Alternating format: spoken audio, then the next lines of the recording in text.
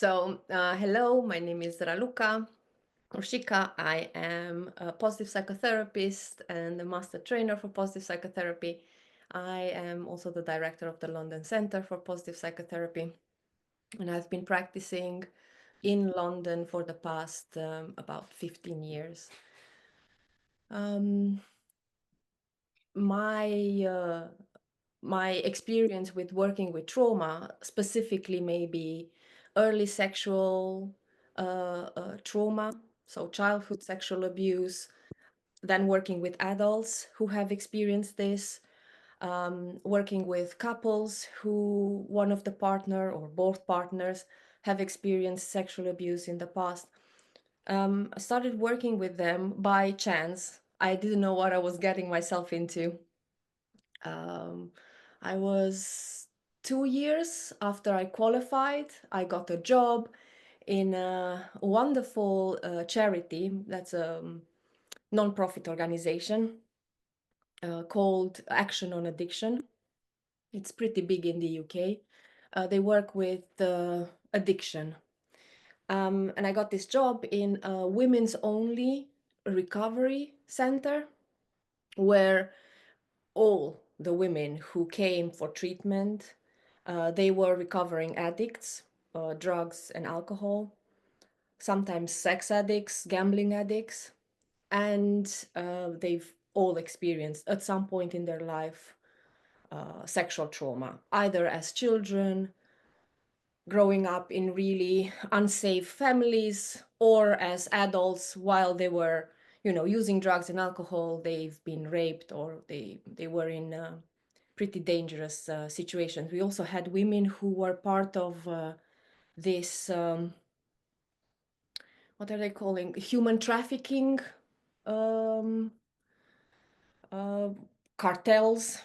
So, and it was by chance. I didn't really know what I was getting myself into.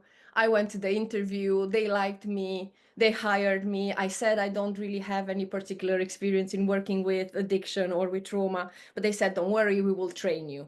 And they did, but it was very hard because I had to learn very quickly how to work with uh, these clients. So yeah, I was 31 years old then. No, I was qualified as a positive psychotherapist. So I qualified as a positive psychotherapist. I worked a little bit in, um, for 2 years, I trained and also worked as a couples therapist. I was training as a couples therapist also and work with couples. And then I wanted to, get a permanent job. And I thought, oh, working with women, it's a good idea. Let's do that. So that's how I came into working with trauma and addiction. But and that was probably the main kind of my first kind of entry into this world. After that, working for the national healthcare system, I in inpatient kind of settings and outpatient settings, there was a lot of trauma, different kind of trauma, not necessarily sexual abuse. And my experience with Action on Addiction with this charity was very helpful because I had a very deep understanding of how to work with this type of clients. So now in my private practice, somehow I mean, probably it also because it says on my profile, in the directories where I'm registered, it says that I'm a trauma therapist and I'm a couples therapist. A lot of the clients that I see present with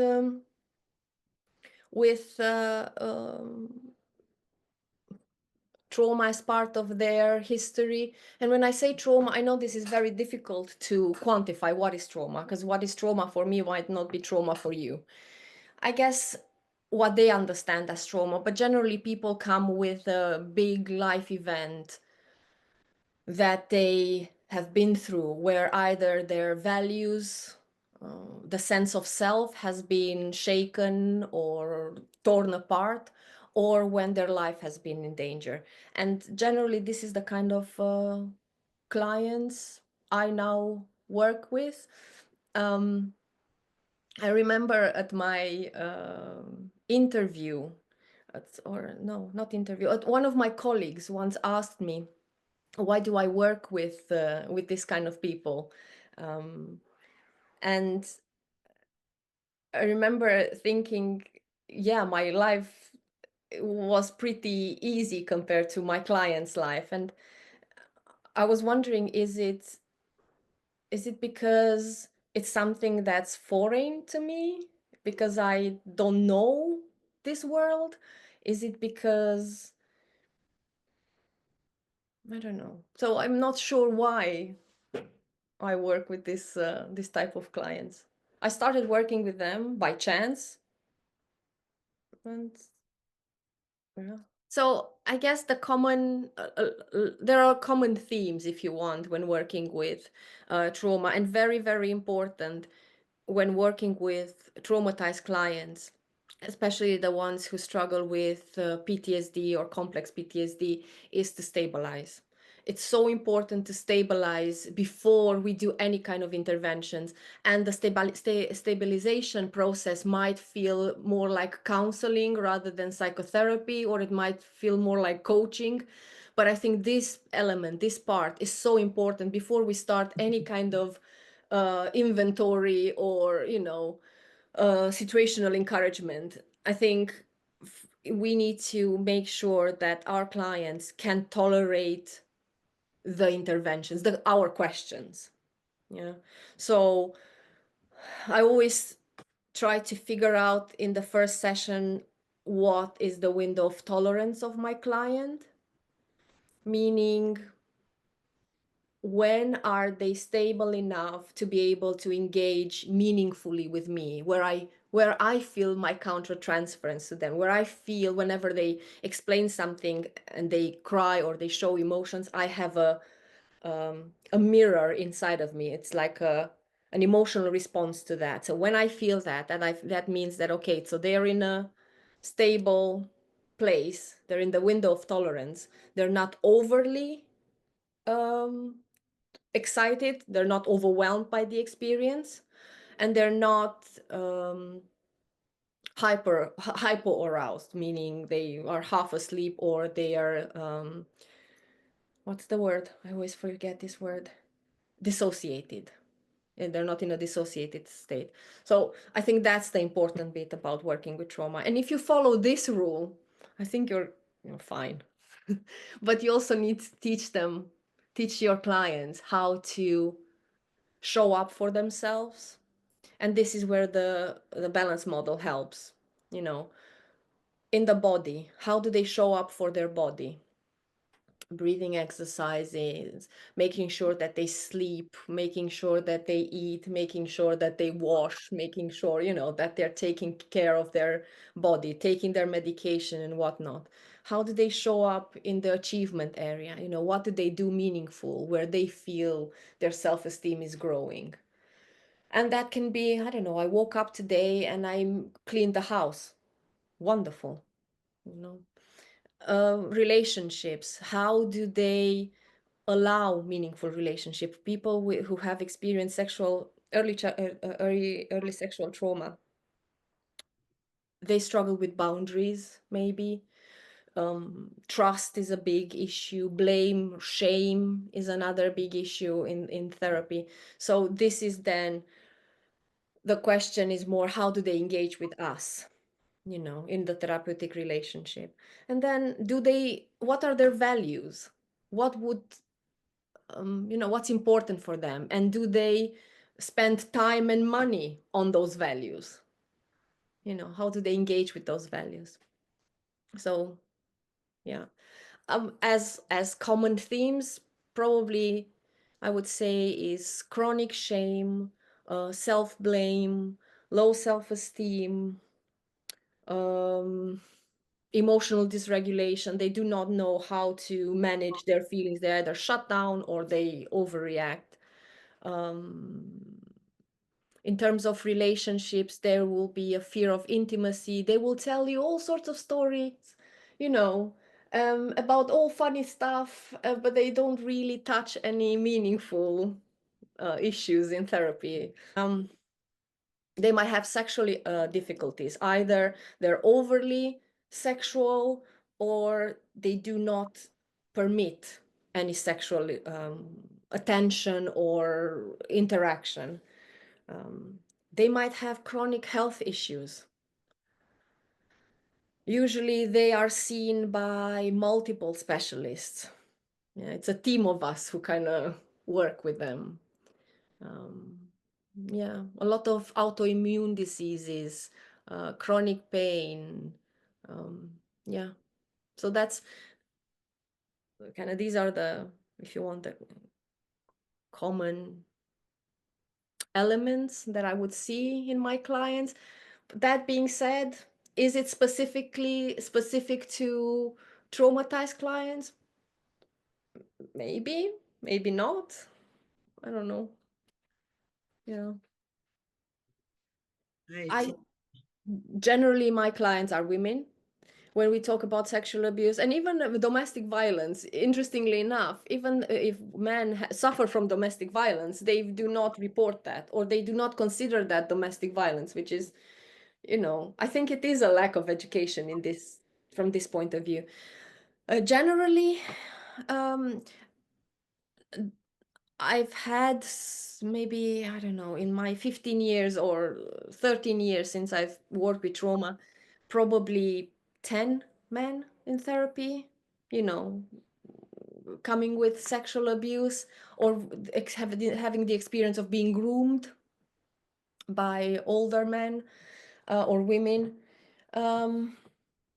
There are support groups, and I think they're quite successful support groups in London for men who have experienced sexual trauma. And I know there is a charity, I can't remember now the name, but I remember I've sent a client, kind of Men for Men or something like this.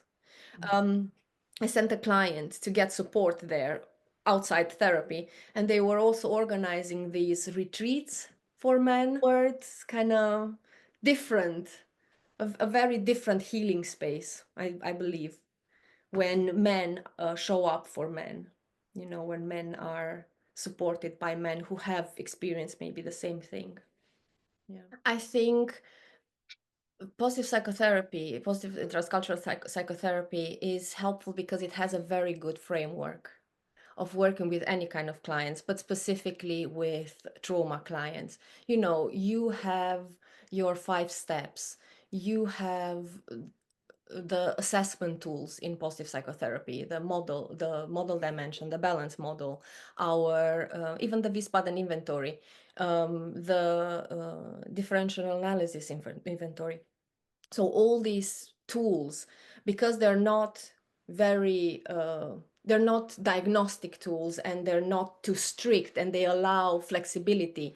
I think they're very useful in working with clients with trauma, because it gives them, when we talk about capacities, when we talk about, overdeveloped capacities or underdeveloped capacities, it gives them and us the language to talk about, I don't know, for example, contact, or tenderness, sexuality, or politeness, openness, and faithfulness, justice. That's a big theme, with the sexual abuse. It gives us the language to kind of to use in trauma therapy. Also, in my experience, clients who have experienced sexual abuse as children, their boundaries have been broken. They're not very good with boundaries, and positive psychotherapy, being a psychodynamic type of therapy, helps, because we learn about boundaries and we know how to hold boundaries. One of my colleagues said something, that trauma therapists have a shelf life, meaning that we can't do this work forever. And I believe that if we only work with trauma, yes, we will burn out or suffer from secondary trauma at some point. I think having diverse clients is helpful, especially if we're in private practice. I think it's important to educate ourselves about how to work with the clients. One, because we want to give them the best, therapeutic experience that we can. And the other one is a lot of the trainings that I've done were part of them were about how to protect ourselves, how to take care of ourselves as therapists. Because we hear horrible stories, like truly horrible stories about how other human beings have hurt innocent or vulnerable people. And um, our view on what is uh, good or bad might change. Our view on lives, our values might change due to this experience. And I think also personal therapy helps because we need to keep an eye on who are we now after we've heard this horrible story? In what way has this horrible story changed us or changed the way we look at the world? Um, yeah. So I think that's why, supervision and personal therapy is a must when working with traumatized clients. Mm. My experience, but then my experience with the clients. Um, I got a very good lesson and very early in my career, very good lesson from one of my clients. She came to the session, um, uh, you know, client with borderline personality disorder traits, like accentuated traits. And she said, you know what, I don't want to really talk to you. You're not British. You do not understand my life. Who are you to kind of sit there and, be my therapist? And I said, maybe because I'm not British, it's actually helpful because then you have to explain to me certain elements in your life that I've never experienced. And by explaining them to me, you might understand them better. Funnily enough, she agreed with me. So that was a successful intervention. But um, it helps that I'm a positive psychotherapist because positive psychotherapy can be used, no matter what the cultural background of your client is. But another thing that I've learned in the mentalizing based treatment actually course, they were emphasizing curiosity. And they said, when you don't know what to do with your clients, MBT is used generally to work with borderline personality disorders. And they were saying, when you don't know what to do with your clients, just be curious. Just be curious, I guess. Curiosity as a way to break transcultural boundaries,